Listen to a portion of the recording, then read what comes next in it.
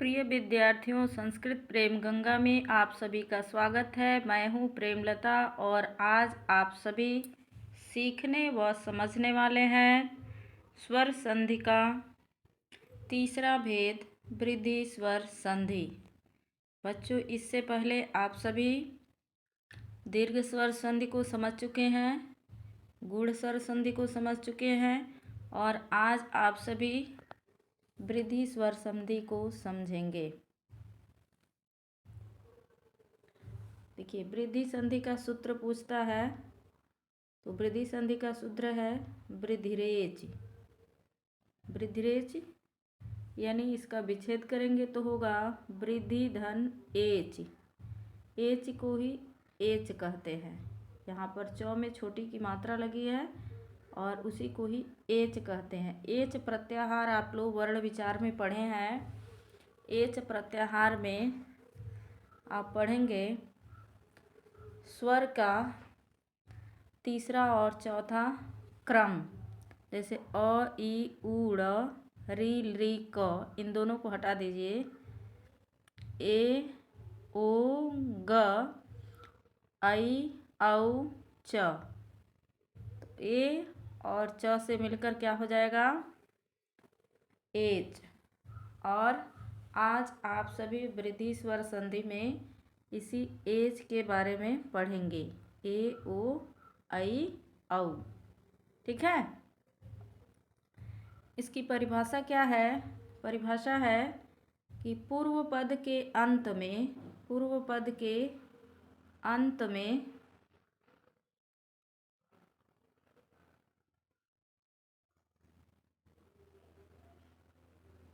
पूर्व पद के अंत में ओ या आ तथा उत्तर पद के आरंभ में ए, आए, ओ, औ होने पर वृद्धि आदेश होता है। अर्थात ए, ऐ के स्थान पर ऐ और ओ के स्थान पर औ होता है।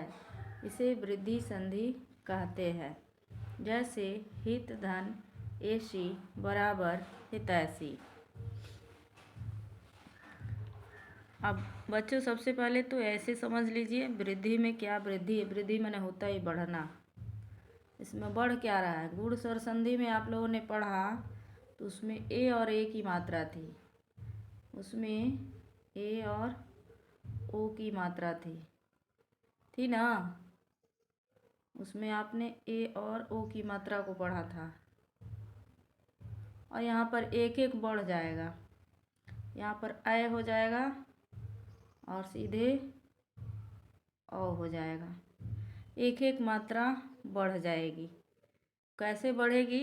उदाहरण के साथ समझिए।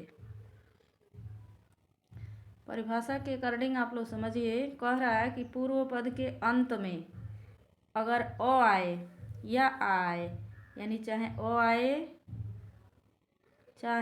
आए या आ आए, अगर उसके बाद ए आए या ऐ आए, ठीक है, तो दोनों में अ के बाद अगर ए आए तो भी ऐ होगा, आ के बाद अगर ए आए तो भी ऐ होगा, ओ के बाद अगर ऐ आए तो भी ऐ होगा और आ के बाद अगर ऐ आए तो भी ऐ होगा। ध्यान से समझना है।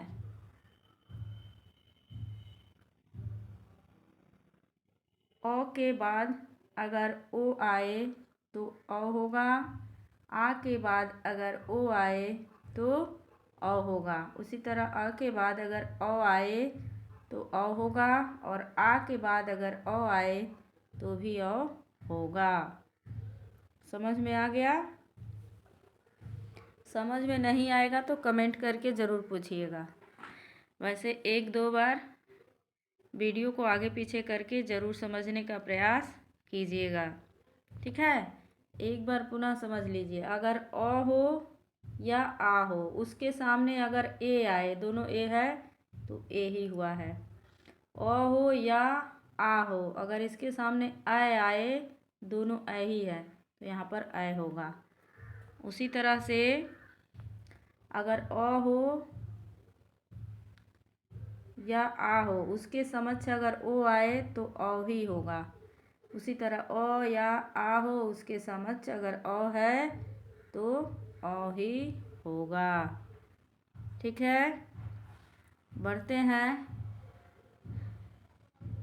इस एग्जाम्पल से संबंधित, यानी ए वाले मात्रा से। इस डायग्राम से संबंधित समझते हैं। यहाँ लिखा है अ धन ए बराबर आए। अब बच्चों जिन्हें नहीं पता है, अभी भी कुछ ऐसे बच्चे मिल जाते हैं जिन्हें ए और ऐ की मात्रा में अंतर नहीं पता होता है। तो ऐ की मात्रा में ये है ऐ की ऐ स्वर है और ये है उसकी मात्रा, यानी जब हम ऐ लिखते हैं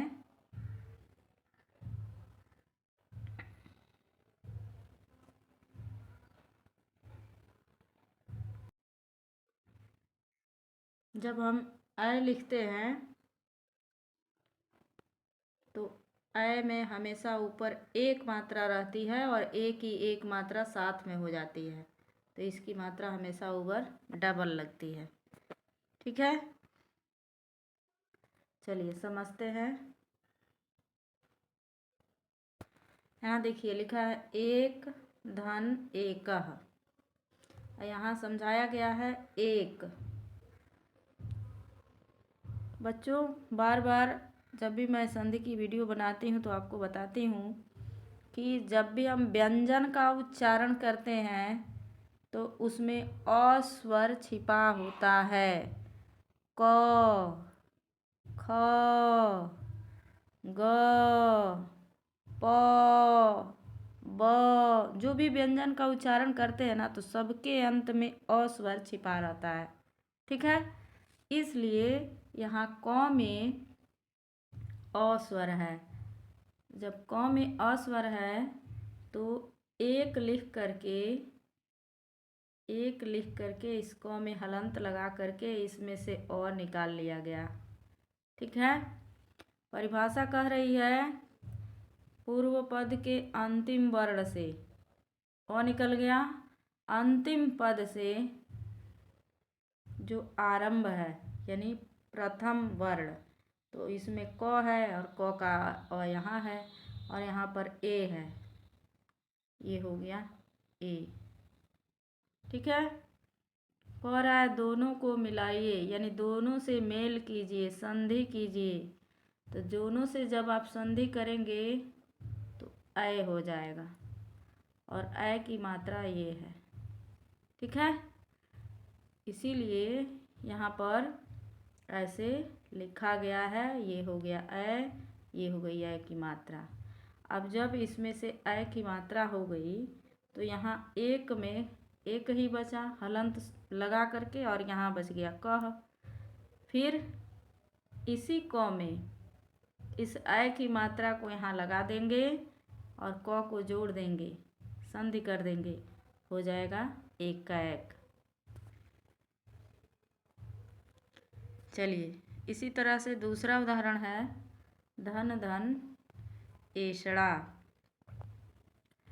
धन शब्द में भी अ है, इसलिए यहाँ पर अ निकाल लिया गया। यहाँ पर ए है तो इसलिए यहाँ ए जोड़ दिया गया। दोनों के मेल से बन गया ऐ, ये है ऐ की मात्रा। अब यहाँ शब्द की स्थिति क्या है, धन, और इधर हो गया षणा, और ये ऐ की मात्रा 9 पर लग गया तो हो गया धनैषणा। ठीक है, एषणा माने इच्छा रखने वाला। चलिए उसके बाद है तीसरा शब्द, तीसरे पद की ओर बढ़ते हैं। तत्र धन एव, तत्र में अ है, ये तत्र में यहाँ हलंत रहेगा। तत्र में से अ निकल गया और एव का ए निकल गया। अ और ए मिलकर के क्या हो गया, ऐ हो गया। ये है ऐ और ये है उसकी मात्रा। अब यहाँ बचा तत्र और यहाँ बचा व, यही मात्रा यहाँ त्र में लग गया, हो गया तत्रैव। तत्र मने वहाँ, वो मने एव जोड़ देंगे तो हो जाएगा, एव मने होता है ही, तो इसका अर्थ क्या हो जाएगा, वही हो गया। अब उसके बाद दिया है पुत्र धन एषणा। पुत्र में से अ निकल गया क्योंकि व्यंजन है और अ स्वर छिपा है, और इधर है ए, अ और ए को जोड़ दिया गया यानी में संधि की गई, हो गया ऐ। ये है ऐ की मात्रा। पुत्र शब्द यहाँ बचा, इसमें रहेगा हलंत, इधर बच गया षणा और दोनों को जोड़ दिए तो हो गया पुत्रैषणा। ठीक है। अब है आपका आ प्लस यानी आ धन ए बराबर ऐ। पहले था अ धन ए बराबर ऐ, यानी अ के बाद भी ए आए तो ऐ होगा, और आ के बाद भी ए आए तो ऐ होगा। देखिए पांचवा उदाहरण है तदा धन एव। तो तदा में आ की मात्रा है, द में से आ निकल आ गया, ये ए यहाँ लाया गया, दोनों को मिलाया गया, हो गया ऐ, और ये रही ऐ की मात्रा। यहाँ बचा तद और यहाँ बचा व। शब्द क्या बन गया? तदैव। तदा मने तब और एव मने ही, तब ही। चलिए उसी तरह दिया है सदा धन एव।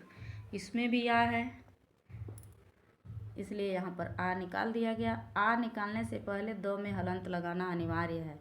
ठीक है। और ये ए आप नीचे उतार लिए, दोनों को मिलाए, हो गया ऐ। ये रही ऐ की मात्रा। अब यहाँ शब्द क्या बच गया? सद धन व। अब इसमें जैसे ही ऐ की मात्रा जुड़ी, हो गया सदैव। सदैव माने हमेशा, सदा ही। अब यहाँ है महाधन ऐश्वर्यम, यहाँ पर ऐ वाला आ गया है। ठीक है। तो यहाँ पर भी वही फार्मूला लागू होगा। मह में से आ निकला है, इसीलिए ह में हलंत लगा दिया गया। आ प्लस यानी आ धन ऐ बराबर ऐ, ये हो गई ऐ की मात्रा। यहाँ बच गया मह, इधर बचा स्वरियम, और दोनों को जब जोड़ दिया गया यानी मेल किया गया, संधि की गई, तो हो गया महेश्वर्यम। आठवां उदाहरण है बच्चों वसुधा धन एव। वसुधा, धा में आ है, वसुध धन आ कर दिया गया। देखिए वसुध करके आ निकाल लिया गया है हलंत लगा के, और एव में से ए निकाल लिया गया, दोनों को मिलाने से हो गया ऐ। ये रही ऐ की मात्रा, इधर बचा व। अब शब्द क्या बच गया? वसुध व। जैसे ही ये ऐ की मात्रा ध में लगी, हो गया वसुधैव, यानी वसुधा ही। वसुधा माने पृथ्वी, पृथ्वी ही। ठीक है। वसुधैव कुटुंबकम शब्द का प्रयोग आप लोग पुस्तक में करते हैं, वहीं से लिया गया है। अब है अ धन ऐ बराबर ऐ। ठीक है। पहले आप लोगों ने पढ़ा अ धन ए, उसके बाद आ धन ए, और अब नंबर है अ धन ऐ। ठीक है। ध्यानपूर्वक समझकर पढ़ना है। दिया है धन धन, धन धन मने धन प्लस ऐश्वर्य। धन में से अ निकला और ऐश्वर्य का ऐ, अ और ऐ को जोड़े, हो गया ऐ। ये रही ऐ की मात्रा। शब्द क्या बचा? धन, और इधर बचा स्वरियम। ठीक है। धनैश्वर्य, धनैश्वर्य, ऐश्वर्यम नहीं है। अब 10वां नंबर है मत धन ऐक्य। मत में से अ निकाल दिया गया और इधर ऐक्य में से ऐ निकाल लिया गया, दोनों के मेल से हो गया ऐ, और ये रही ऐ की मात्रा। अब शब्द क्या बचे? मत, और इधर बचा क्य। जैसे ही ऐ की मात्रा तो में लगी, हो गया मतैक्य। बच्चों क्लास समझ में नहीं आए तो भी कमेंट करना, और अगर क्लास अच्छे से समझ में आए तब भी आप लिखना कि यस मैम क्लास अच्छे से समझ में आ गया। और अगर समझ में आता है तो जो भी नए छात्र छात्राएं देख रहे हैं, चैनल को सब्सक्राइब करेंगे, लाइक करेंगे, और अपने दोस्तों में शेयर अवश्य करेंगे। चलिए 11वां नंबर है विश्वधन ऐक्य। विश्व में अ है व में, यहाँ अ निकाल लिया गया और ऐक्य के ऐ को ले लिया गया। अब अ और ऐ मिला करके हो गया ऐ, और ये रही उसकी मात्रा। शब्द क्या बचा? विश्व।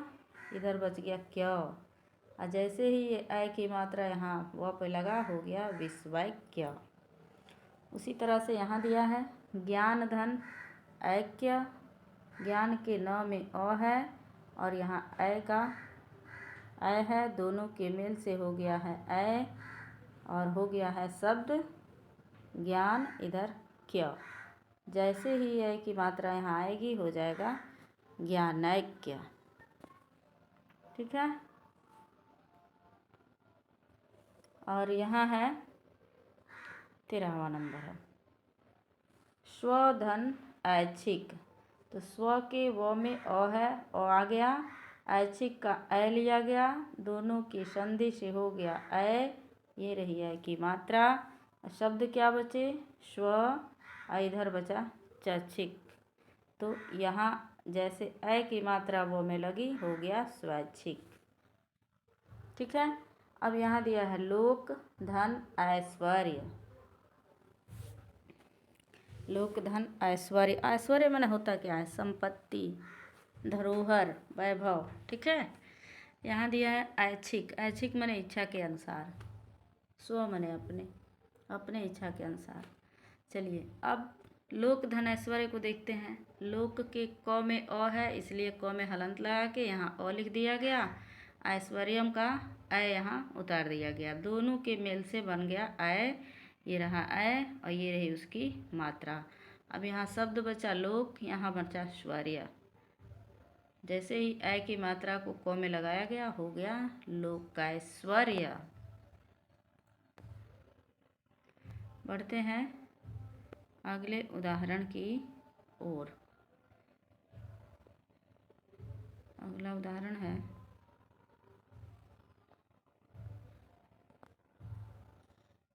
जल धन ओघ।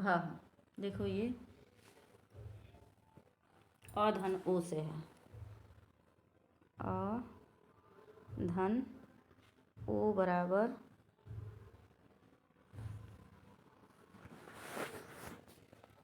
एक मिनट। ये जो उदाहरण है अ धन ओ बराबर औ होने वाला है, इसी से संबंधित है। ठीक है। दिया है जल धन ओघ। ओघ माने धारा। ठीक है, प्रवाह। अब दिया है जल, जल में से अ निकाला गया और ओघ में से ओ निकाल दिया गया। अ और ओ के मिलने से हो गया है औ। इधर बचा जल, हलंत लगा दिया गया, इधर बचा घ। जैसे ही औ की मात्रा यहाँ लगाई गई हो गया जलौघ। ठीक है। अगला उदाहरण है परम धन ओजः। इसमें है परम के म में अ है, तो यहाँ अ निकल गया, यहाँ ओजः में से ओ ले लिया गया, दोनों की संधि की गई, यानी दोनों को मिलाया गया हो गया औ, और ये रही औ की मात्रा। औ की मात्रा कैसे रहती है? ऊपर डबल पाई और नीचे सिंगल पाई, ऐसे। ठीक है। अब यहाँ हो गया परमौजः। चलिए अब यहाँ दिया है उष्ण धन ओदनः। उष्ण के ड़ में अ है और ओदनः का ओ है, अ और ओ मिलकर हो गया है औ, और ये रही औ की मात्रा।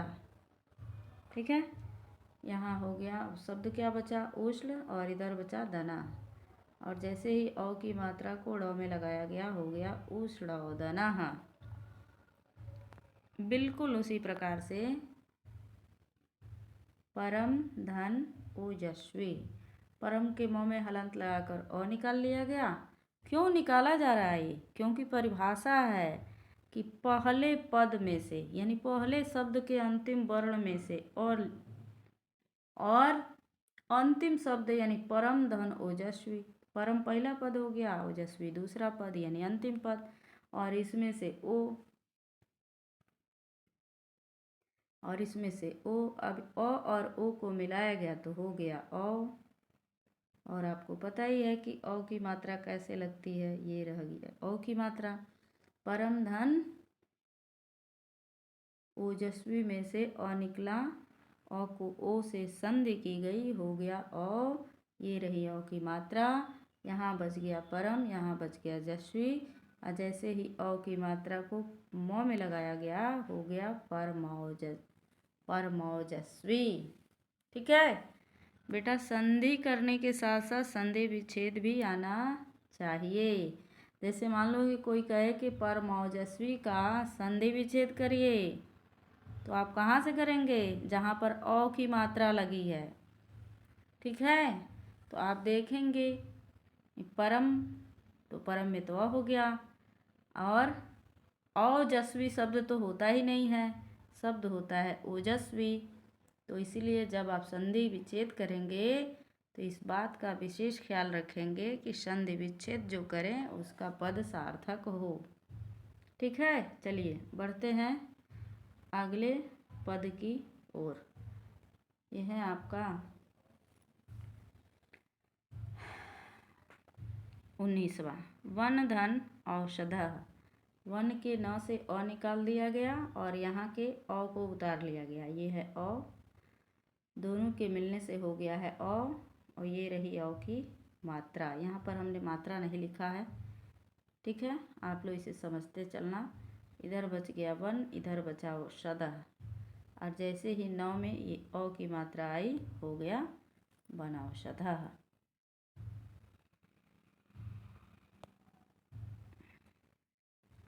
अगला पद है परम धन औषधः। तो परम में से अ निकला, औषधः में से अ निकला, दोनों के मेल से यानी दोनों की संधि से हो गया औ। अब पद क्या बचा? परम, इधर बचा शधः। अब परम में यही औ मात्रा के रूप में मौ में आ गया, हो गया परमौषधः। बस यही तो समझना है, स्वर को निकालना है और बदल करके मात्रा में लिखना है। ठीक है, वीर धन औदार्यः। तो वीर के अ को यहाँ निकाल लिए, औदार्य के औ को यहाँ उतार लिए, दोनों से संधि किए, हो गया औ। यहाँ बच गया वीर, यहाँ बच गया दार्यः। अब इसी औ को, ये तो स्वर है ना, अब इसी औ की मात्रा में बदल करके र में जोड़ देना है, हो गया वीरावदार्यः। बस क्या करना है, यही तो है, इतना आसान है। बस फार्मूला एक बार अच्छे से समझ लेना है। दिया है मिलन धन औचित्य। मिलन धन औचित्यः, थोड़ा सा नीचे इसे, हाँ, मिलन धन औचित्यः। तो मिलन के नौ में अ है, औचित्य में औ है, अ और औ की संधि करेंगे, हो जाएगा औ। ये है औ की मात्रा।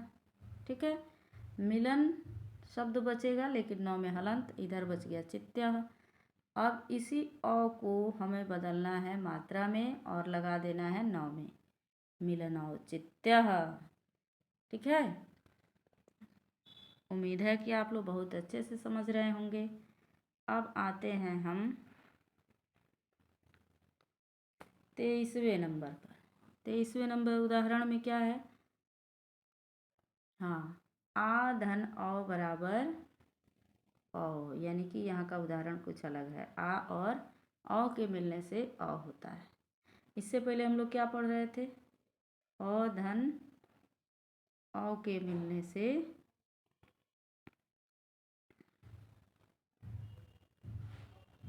इससे पहले आप लोगों ने पढ़ा अ धन औ बराबर औ, और अब क्या पढ़ रहे हैं?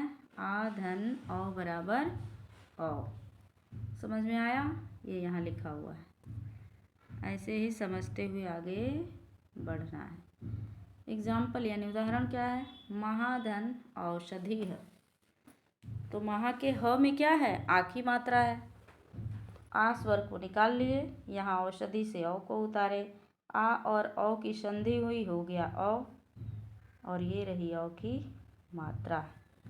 यहाँ मह बच गया, यहाँ सधी बच गई, और शब्द क्या हो गया औ के लगने से।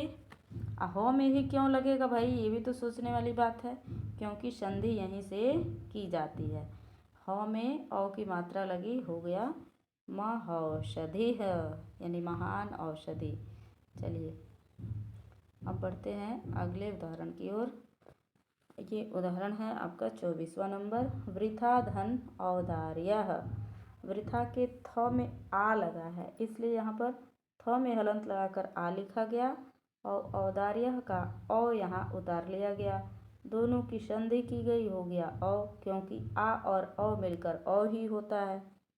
ठीक है, यहाँ हो गया वृथ, यहाँ हो गया दार्य, और जैसे ही इस औ की मात्रा को यहाँ जोड़े, हो गया वृथौदार्यः। दार्यः यहाँ छूट गया है। ठीक है,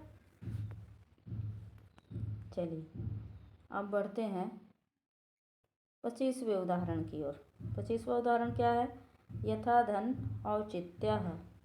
यथा के थ में भी क्या है, आ है, इसलिए यथ धन आ। यहाँ देखिए यथ में हलंत लगा करके आ कर लिया गया, और औचित्य का औ यहाँ निकाल करके दोनों की संधि की गई, हो गया औ। ठीक है, यहाँ बचा यथ। यथ यहाँ बच गया, स्पष्ट दिखाई नहीं दे रहा, यथ यहाँ बच गया चित्यः, और इसी यथ में जब औ की मात्रा लगी तो हो गया यथौ चित्यः। यहाँ लिखा है यथौ चित्यः।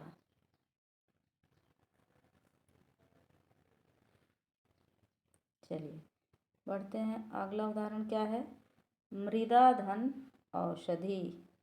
मृदा धन औषधि।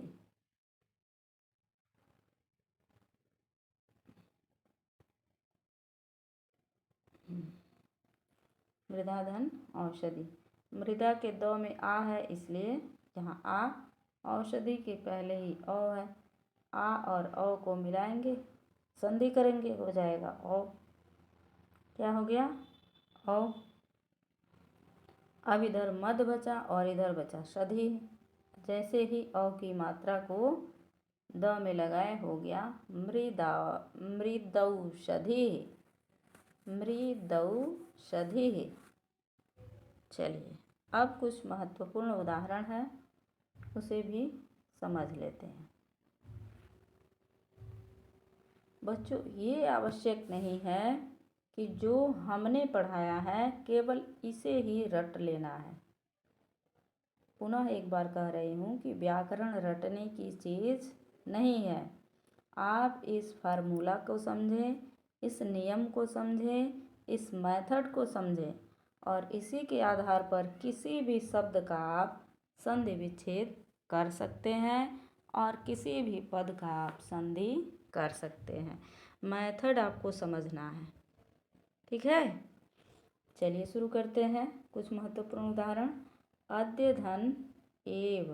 क्या दिया है, अद्य धन एव। देखो अद्य में अब यहाँ अ है, इसलिए हमने अ लिखा है, और यहाँ ए है तो यहाँ ए लिखा है, दोनों के मिलने से अय हो गया, इसीलिए तो यहाँ डबल मात्रा है। अद्य धन एव, अद्यैव। एव मने होता है ही। ठीक है, तो अद्य मने होता है आज, आज ही। ठीक है, दूसरा है मम धन एव।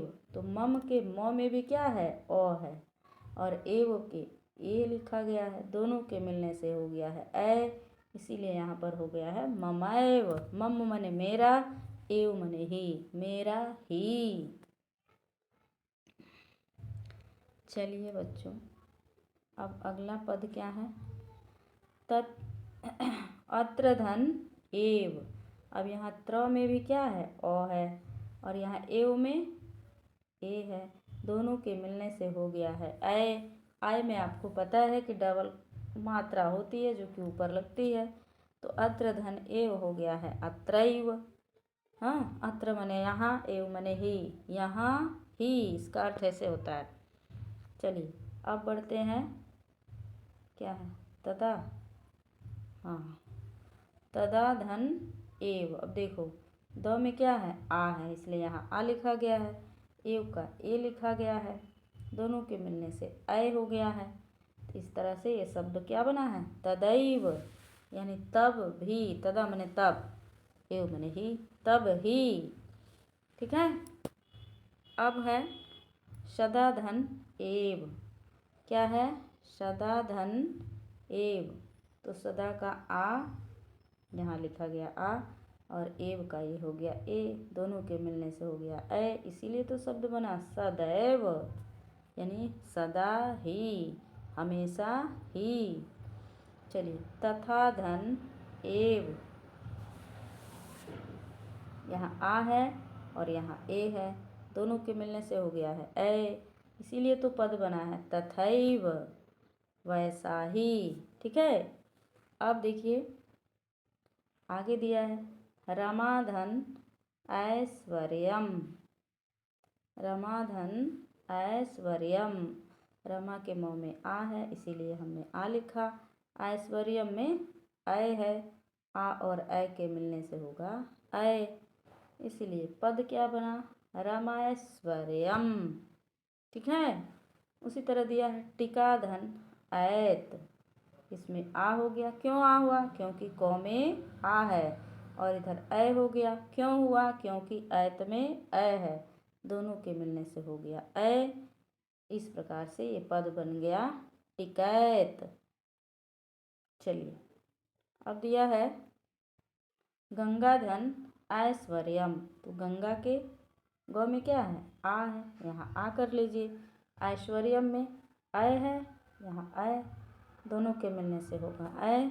इस प्रकार से शब्द बनेगा, बन गया है, बनेगा नहीं, गंगैश्वर्यम। मंत्रधन औषधि। मंत्रधन औषधि, देखिए यहाँ त्रो में क्या है, अ है, इसलिए यहाँ अ, औषधि में अ है, इसलिए अ, दोनों के मिलने से हो गया अ। पद क्या बना, मंत्रौषधि ही, यहाँ विसर्ग छूट गया। ठीक है। अब उसके बाद है प्रधन औद्योगिकी। प्र में क्या होगा, अ। ठीक है। प्र में अ, प आधा रहेगा, प हलंत करके, र हलंत करके, उसके बाद अ निकलेगा, तब बनेगा प्र। ठीक है। ऐसे समझिए वर्ण विच्छेद करने पर। तो यहाँ पर अ निकल गया, और इसके बाद है औद्योगिकी का अ, और अ निकलने के बाद से हो गया, यह निकलने के बाद से नहीं, मिलने के बाद से प्रौद्योगिकी। चलिए, अब अंतिम है, अंतिम नहीं, अंतिम से पहला, महाधन ओजः। ओजः, महाधन ओजः। तो महा का आ, ये रहा आ, ओजः का ओ, दोनों के मेल से, दोनों की संधि से हो गया औ। पद क्या बना, महौजः। उसी तरह से महाधन ओजस्वी। महाधन ओजस्वी, तो महा का आ, ओजस्वी का ओ, दोनों के मिलन से, दोनों के मेल से, दोनों की संधि से हो गया औ। पद क्या बना, महौजस्वी।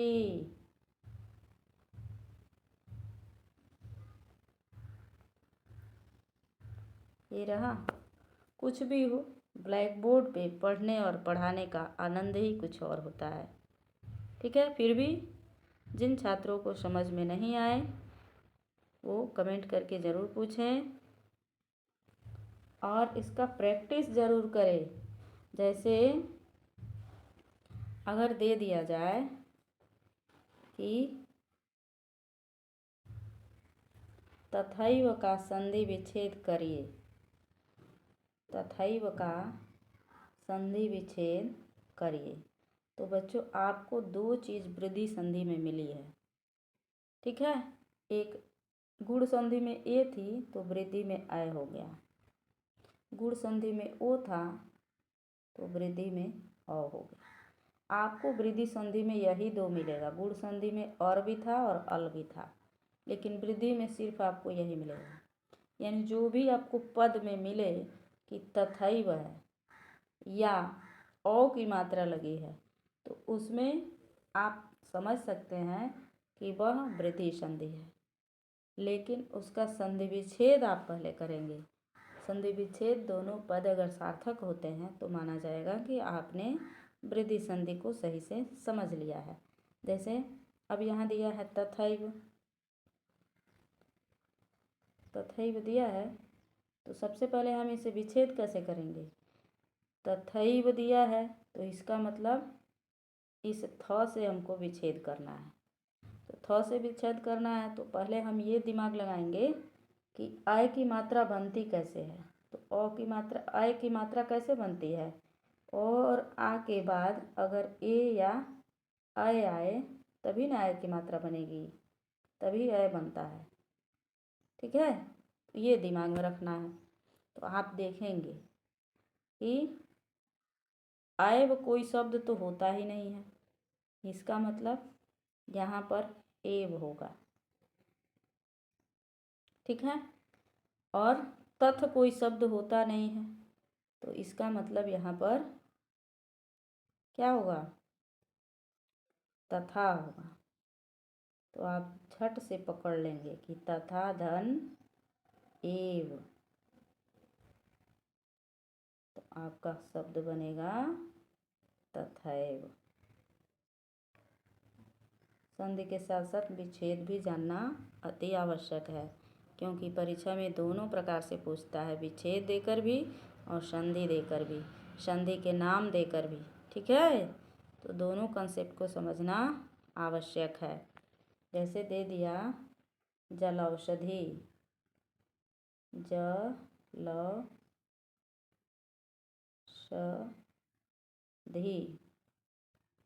अगर दे दे जल औषधि तो आप क्या करेंगे। सबसे पहले ध्यान कहाँ जाना चाहिए कि औ की मात्रा यहाँ लगी है तो यहीं से दो शब्द अलग अलग होंगे। ठीक है, ध्यान ये रखना है कि क्यों औ की मात्रा कहाँ लगती है। तो ध्यान में रखना है कि ओ आ के बाद अगर ओ आए या औ आए तभी तो औ होता है। तो अब इतना याद रहेगा तो आसानी से कर लोगे।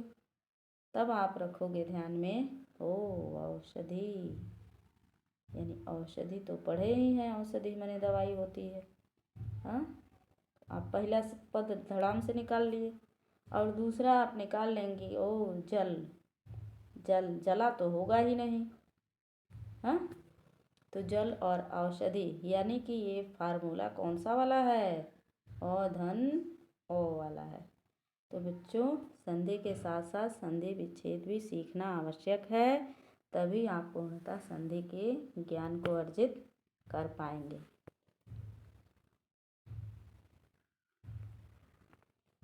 और ये था आज आपका स्वर संधि का तीसरा भेद, वृद्धि स्वर संधि। क्लास आपको कैसा लगा, अच्छा लगा तो लाइक करें, शेयर करें, कमेंट करें, नहीं अच्छा लगे तो डिसलाइक भी करें।